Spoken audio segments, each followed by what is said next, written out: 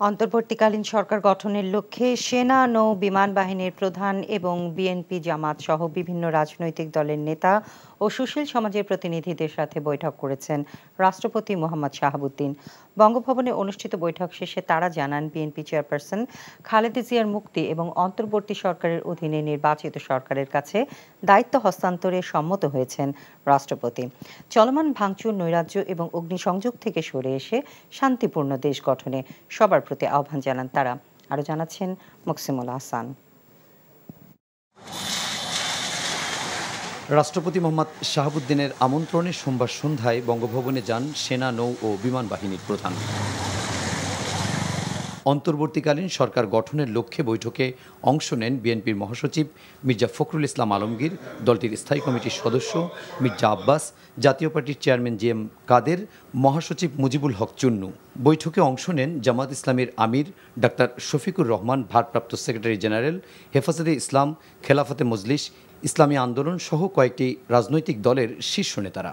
নাগরিক ঐক্যের মাহমুদুর রহমান মান্না, গণসংহতি আন্দোলনের জোনায়েদ সাকি সহ বঙ্গভবনে আমন্ত্রণ পান আসিফ নজরুল সহ কয়েকজন বিশিষ্ট নাগরিক।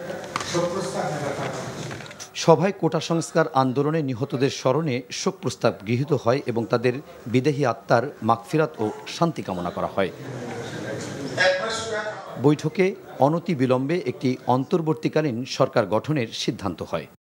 এই ফ্যাসিবাদী ভয়াবহ দানবীয় সরকার খুনি হাসিনার সরকার আজকে পতন ঘটেছে এবং তারা আজকে দেশ থেকে পালিয়ে গেছে সবাই। দেশনেত্রী বেগম খালেদা জিয়া, যাকে অন্যায়ভাবে বেআইনিভাবে আটক করে রাখা হয়েছিল, অসুস্থ, তাকে অবিলম্বে 2-1 দিনের মধ্যেই তাকে তারা মুক্তি দেবে। তরুণ সমাজ তারা মুক্তি সেনা হিসাবে বীরের বেশে আমাদের সবাইকে উদ্ধার করে নিয়ে গেছেন।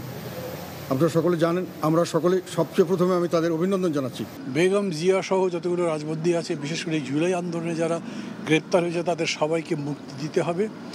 আর যত তাড়াতাড়ি সম্ভব একটা অন্তর্বর্তী সরকার করতে হবে। কারণ এই মুহূর্তে যেমন আমরা প্রশ্ন করেছিলাম, আমাদের পক্ষ থেকে প্রশ্ন করা হয়েছিল পার্লামেন্ট আছে কি নাই, এবং প্রেসিডেন্ট এটা ভালো করে আনসার দিতে পারেননি। এছাড়া বৈষম্য বিরোধী ছাত্র আন্দোলন এবং সাম্প্রতিক বিভিন্ন মামলায় আটক হওয়া সব বন্দীদের মুক্তি দেওয়ার সিদ্ধান্ত হয়। সভায় দেশের আইন শৃঙ্খলা পরিস্থিতি নিয়ন্ত্রণে সবাইকে ধৈর্য এবং সহনশীল আচরণের আহ্বান জানানো হয়। আমাদের ওখানে আলাপ হয়েছে যে আমরা যারা সমন্বয়ক আছে তাদের সাথে কথা বলে তাদের মতামত নিয়ে, সবার মতামত নিয়ে একটা নির্দলীয় বা অন্তর্বর্তীকালীন সরকার করা হবে। এটা যত দ্রুত সম্ভবত 1-2 দিনের মধ্যে করার চেষ্টা করা হবে। আর যারা বন্দী আছে সবার মুক্তির ব্যবস্থা নিয়ে কথা বলা হবে। বেগম জিয়াকে দ্রুত মুক্তি দিয়ে বিদেশে চিকিৎসার ব্যবস্থা করা হবে, যত দ্রুত সম্ভব আইন শৃঙ্খলা পরিস্থিতি ফিরে আনার চেষ্টা করা হবে। এই হচ্ছে মোটামুটি ঐক্যমত। আমি দেশবাসীর কাছে করজোরে আবেদন করি, অনেক ইনোসেন্ট মানুষ অ্যাটাক্ট হচ্ছে, অনেক ইনোসেন্ট পুলিশও অ্যাটাক্ট হচ্ছে। পুলিশের সবাই কি দোষ করেছে ভাই? প্লিজ আইন নিজের হাতে তুলে নিন না। সেনাবাহিনীকে লুটতরাজ ও হিংসাত্মক কর্মকাণ্ড বন্ধে সেনাবাহিনীকে কঠোর পদক্ষেপ নেওয়ার সিদ্ধান্ত গৃহীত হয় বঙ্গভবনে অনুষ্ঠিত বৈঠকে। সাম্প্রদায়িক সম্প্রীতি যেন কোনোভাবেই বিনষ্ট না হয়, সে ব্যাপারেও সবাই ঐক্যমত পোষণ করেন।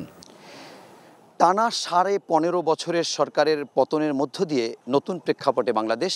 এখন প্রশ্ন, কে হবে নতুন অন্তর্বর্তীকালীন সরকারের প্রধান আর কারাই নেবে সরকারের দায়িত্ব? Muksimul Hasan, NTV news, Bangabhaban, Dhaka.